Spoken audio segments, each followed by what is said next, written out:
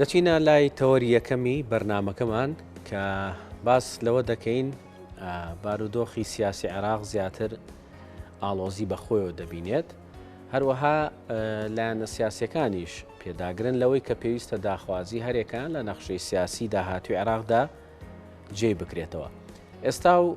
دوای هەڵبژاردنەکانیش کورد لە ڕووی کورسەکانی و پێگەیکی تا ڕادەیەک باشی هەیە، بەڵام پرسیارەکە ئەوەیە چۆن دەتوانێت بە یەکدەنجی کاریگەری و ڕۆڵی هەبێت لە سەقامگیری سیاسی لە عێراقدا. ئەم تەوەرە گفتوگۆ دەکەین لەگەڵ بەڕێز ئارام عەبدوڵڵا چاودێری سیاسی کە لە ستۆدیۆکانمان لە شاری هەولێرەوە لەگەڵماندایە. کاگارام بەیانیت باش و سڵاوت لێبێ. کاگارام پرسیاری یەکەم ئەوەیە، یەکەم شت ئەوەیە کە کورد لە دوای ئەم هەڵبژاردنە پێشوەختەیە و لە دوای ئەو گۆڕانکاریانەی کە لە پێگەی لایەنە سیاسیەکانی عێراق ڕوویداوە لە دوای ئەم هەڵبژاردنە چۆن بتوانێت مامەڵە لەگەڵ ئەم نەخشە سیاسیە نوێی عێراقا بکە.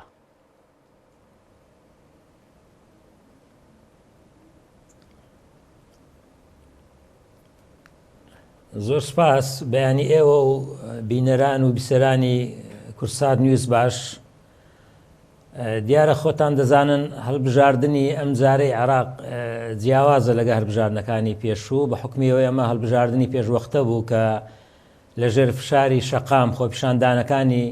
تشرین هاتە ئاراوە. سەرەتا دەتوانم بڵێم هەڵبژاردنەکە تا ڕادەیەک هەڵبژاردنێک بوو لە ڕووی ئەمنیەوە لە ڕووی فەنیاتەوە تا ڕادەیەک باش بەڕێوە چوو، یعنی تونند و تیژی لێ نەکەوتەوە، شتی نەخوازراوی لێ نەکەوتەوە. بەڵام لە دوای کۆتایی هاتینی هەڵبژاردنەکان و ئەنجامە سەرەتاییەکانی کۆمسیۆن ناڕەزایەکی زۆر لە ئەنجامەکان کەوتەوە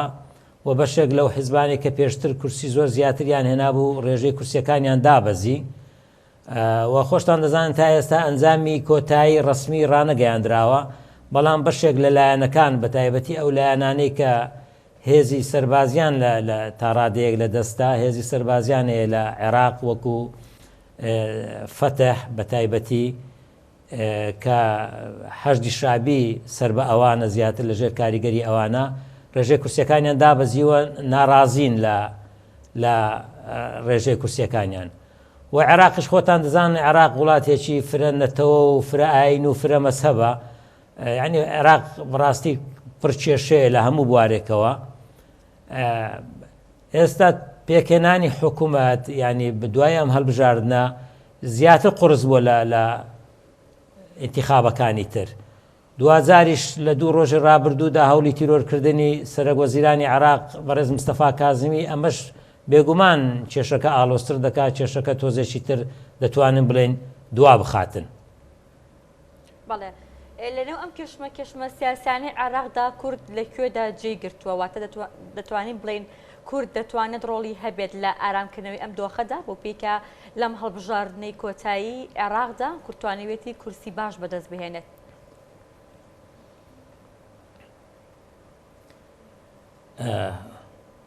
بەڕاستی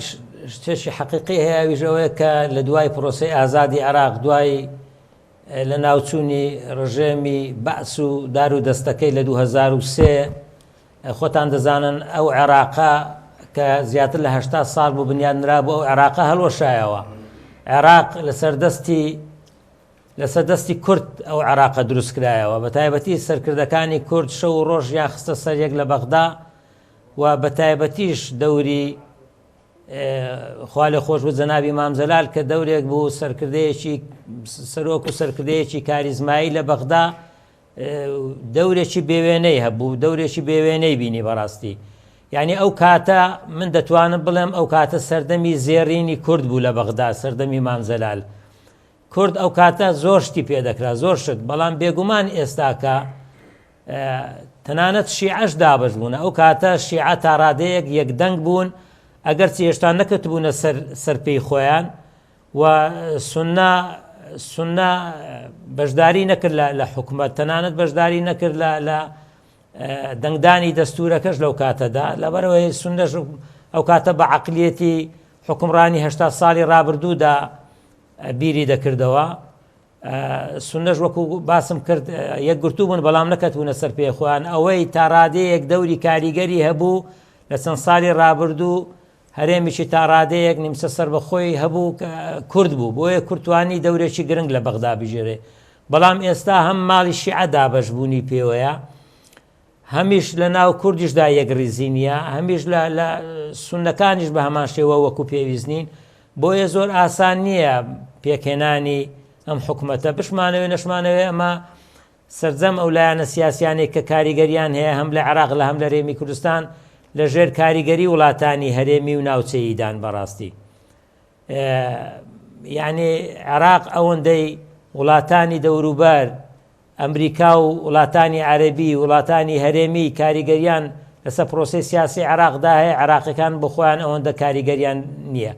بۆیە بمانەوێ نەمانەوێت پێکهێنانی ئەم حکومەتە قڕسترە لە جاران من پێم وایە دەبێ ماڵی شیعە خۆی ڕێخاتەوە لەسەر ئەو ناڕەزایی کە هێستا هەیە چوارچێوەی هاوپەیمانی شیعە چوارچێوەی هەماهەنگی شیعە کە ئێستا دروست بوو ئەوانەی کە ناڕازین و سەدرریەکان کە ئێستا زۆرینەی کورسیەکانیان هێنایە لە هەفتا کورسی بۆ سەرەوە دەبێ ماڵی شیعە بگەنە ئەنجامێک بگەنە ڕێکەوتنێک و ماڵی کوردیش ماڵی خۆی ڕێخاتەوە لە عێراقدا دەبێ واز لە بیرکردنەوەی زۆرینە و کەمینە بێنێن خۆ زێوان نەبوایە بەڵام لە هەرێمی کوردستان بۆ هەرێمی کوردستانیش ئەمە ڕاستە یعنی زۆرمان ماوە بگەینە ئەو ڕۆژەی کە عێراقیەکان دەست و پەنجەیان لەگە دیموکراسیەت بەم شێوەیە نەرم ببێ کە قبولی زۆرینە و کەمینە بکرێت بۆیە دەبێت لە عێراقدا حکوومەتی تەوافق پێک بهێندرێت جگە لە پێکهێنانی حکوومەتێکی تەوافق هیچ جۆرە بیرکردنەوەیشی تر یا لە بیرکردنەوە لە پێکهێنانی جۆرە حکوومەتێکی تر سەرناکەوێت ینی ئەوەی کە سەدرریەکان باسی دەکەن مختەدا سەدر کە حکوومەتێکی نیشتیمانی پێک بهێنێ و ئەو لایەنانەی تر کە ناڕازین دەتوانن ببن بە ئۆپۆزیسیۆن پێم وایە ئەمە ئاسان نییە ئەگەرچی ئێستا گفتوگۆ دەستی پێکردووە هەم لە نێوان شیعەکان خۆشیان بڵێ ئەوەی کە تۆ باسیەکەی کە زۆر گرنگە بۆ ئەوەی کە ئێستا و لەم قۆناغەیە کورد لە پێگەی خۆیەوە وەکو بە یەکدەنگی بچێتە بەغدا تا چەند گرنگە بۆ ئەوەی کە ئێستا لە نێو عێراقا کێشمەکێش و ململانەکان لە نێوان خودی ئەو پێکهاتانەی کە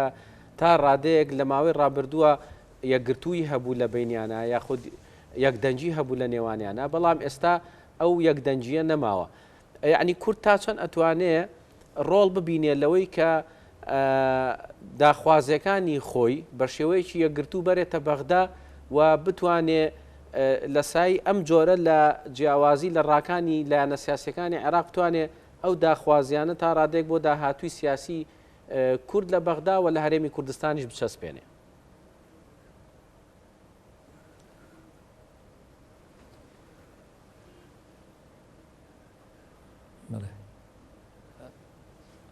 ئەمەی جگای خۆشحاڵیە ڕێژەی کورسیەکانی کورد زیادی کردووە لە بەغدا کەم نەبووتەوە بەڕاستی ئەمە لایەنێک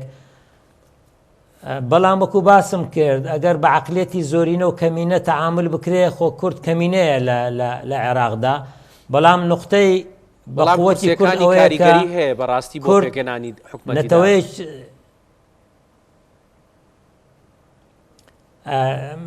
لەوە کاریگەتر ئەوەیە کە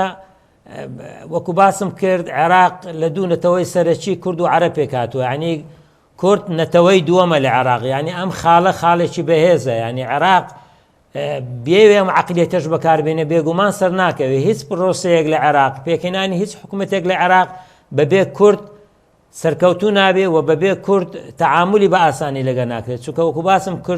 کورد نەتەوەی سەرەکیە نەتەوەی دووەمە لە عێراقدا ڕێژەی کورسیەکانی ئێمەش بێگومان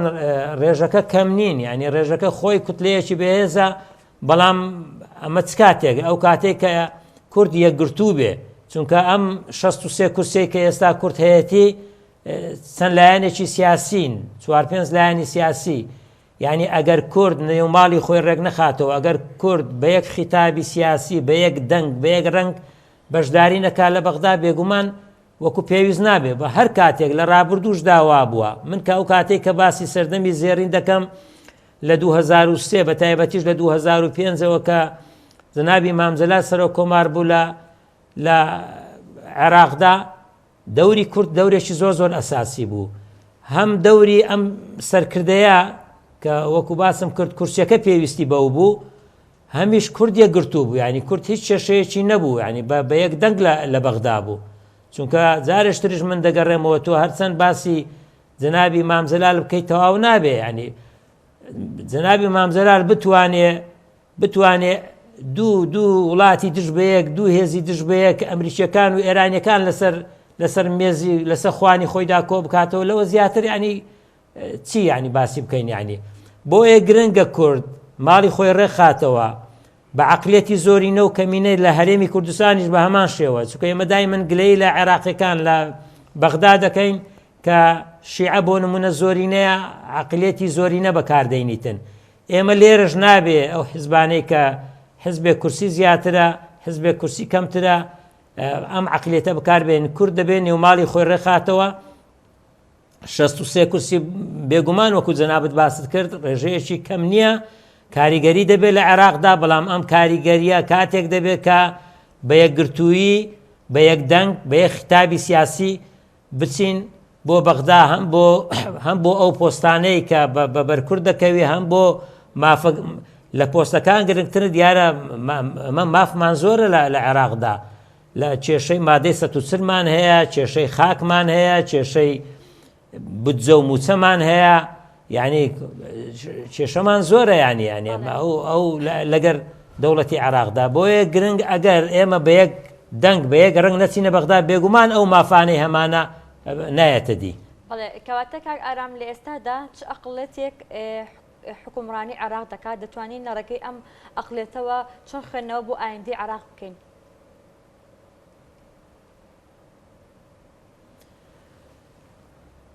بێگومان ئەم عەقلێتەی لە عێراقدا حکومڕانی دەکات عەقلێتێکی دواکەوتووە، عەقلێتێکە بەڕاستی بەرژەوەندی عێراقیەکان لەبەرچاو ناگرێ، بەرژەوەندی شەخسی، بەرژەوەندی حزبی گڕوب دەوری هەیە لە عێراقدا، کە ئەمە بێگومان ئەمەی زیانیشی کردووە تێیدا وەکو باسم کرد عێراقیەکانن. ینی بۆیە ئەم عەقلێتە دەبێت کۆتایی پێبێندرێ. بەڵام شتێکی تر هەیە، ینی خۆی لە گرفتێکی تریژەوەی کە عێراقیەکان هەر خۆیان نین کە دەوریان هەیە، ینی وەکو باسم کرد وڵاتانی یەقلیمی و ناوچەیی کاریگەریان لەسەر ناوچەکەدایە. یعنی دوای ئەوەی کە عێراقیەکانیش لایەنە سیاسیەکانیش لە عێراقدا لە نێوانی خۆیاندا ڕێک دەکەون،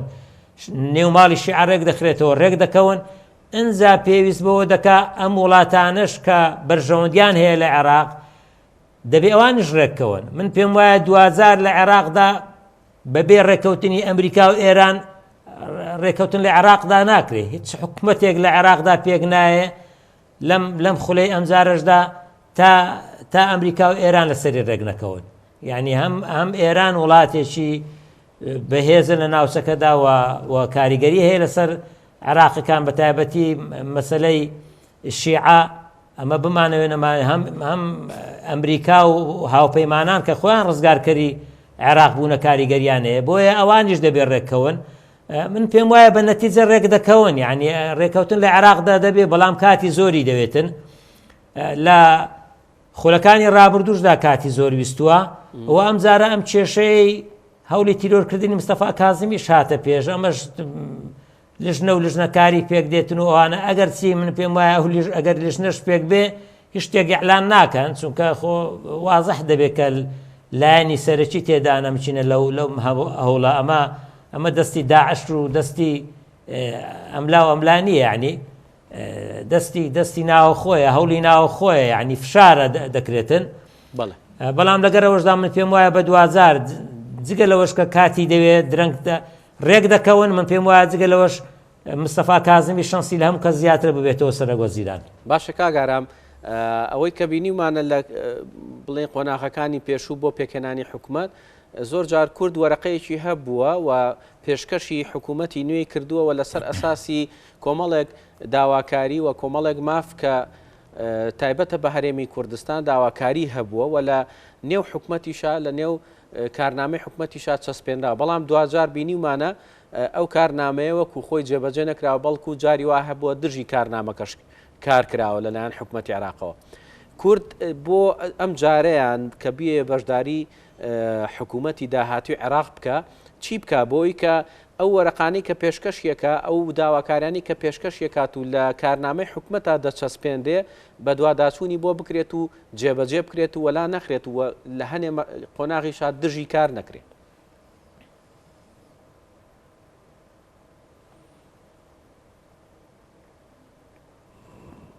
خۆی بۆ کرد لە لایەنی گرنگ وەکو باسم کرد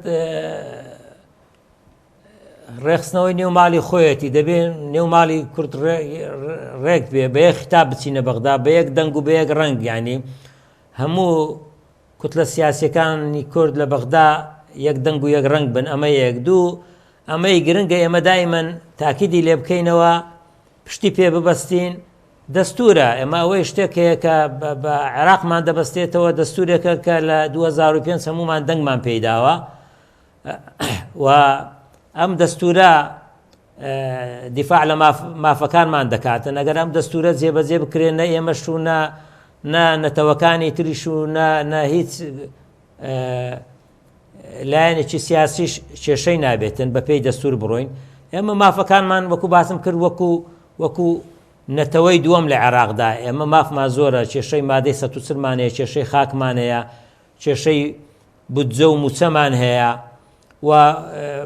لە پۆستەکانیشدا دیارە عێراق سێ پۆستی سیادی سەرەکی کە سێ سەرۆکایەتەکەیە کە بووە بە عورف لە 2005ەوە هەروە هاتووە کە پۆستی سەرۆکۆماری هی کورد بووە پۆستی سەرۆکوەزیران هی شیعەکان بووە پۆستی سەرۆکی پەرلەمان هی سوننە بووە دیارە ئەوە خاڵێکی گرنگە چونکە ئەمەی نەک هەر بۆ کورد بۆ هەموو نەتەوەکانی تریش بۆ هەموو لایەنەکانی تریش کە دەی پارێزێ وەکو دەرێ پارێزەری دەستورە سەرۆک کۆمارە پارێزەری دەستورەکە بە خۆشحاڵیەوە تا ئێستا ئەو پۆستە لای کورد بووە و گرنگە ئەو پۆستە لای کورد بمێنێتەوە ئێستا خۆی خودی دەستورەکەش لەم جارەیانە مەترسی لەسەرە چونکە هەندێک بانگەشە هەیە بۆ هەموارکردنەوەی بۆ ئەمایان چی بکرێنی بۆ ئەمان چۆن ئامادەکاری بکرێ بۆی کە ئەو مافانەی لە دەستوری کووردا چەسپێنداوە تا ڕادەیەک یعنی نەتوانرێت دەستکاری بکرێ.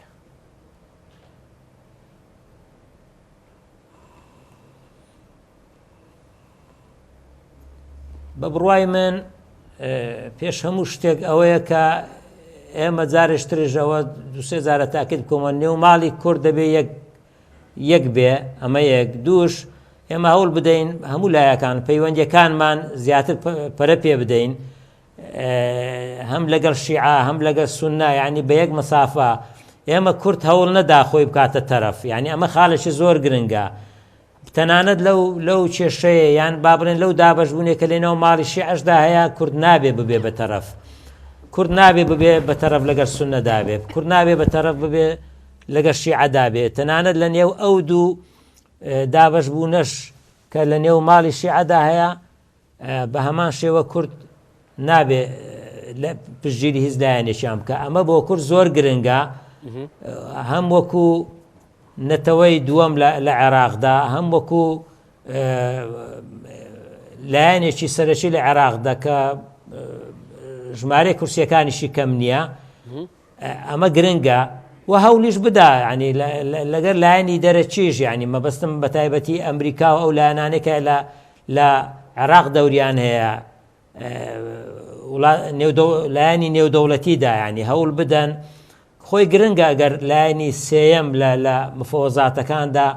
بەشداری بکە زۆر گرنگە ینی کورد زۆر زاروێ کێشەی لەسەوە بۆ لایەنی سێم نەیتوانیەوە بەشداری بکە بەڵام دیسان ئێمە ئەگەر خۆمان پەیوەندەکانمان پەیوەندێکی تەندروست بێ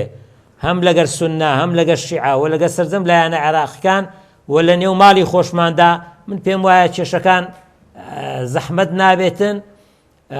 چونکە تۆ ئەگەر لە نێو ماڵی خۆت ڕێخستەوە یەک گوتار یەک خیتاب بووی یەک دەنگ و یەک ڕەنگ بووی لە بەغدا و پەیوەندێکی تەندروستت لەگەر لایەنە سیاسیەکانی عێراقدا هەبوو ئەو کاتە پێم وایە ئەوانیش بیر لەوە ناکەنەوە دەستکاری دەستور بکەن. بەڵێ زۆر سپاس بۆ بەڕێز ئارام عەبدوڵڵا چاودێری سیاسی کە ڕاستەوخۆ لە ستۆدیۆکانمان لە شاری هەولێرەوە لەگەڵماندا بووی سپاس بۆ وەڵامدانەوەی پرسیارەکان.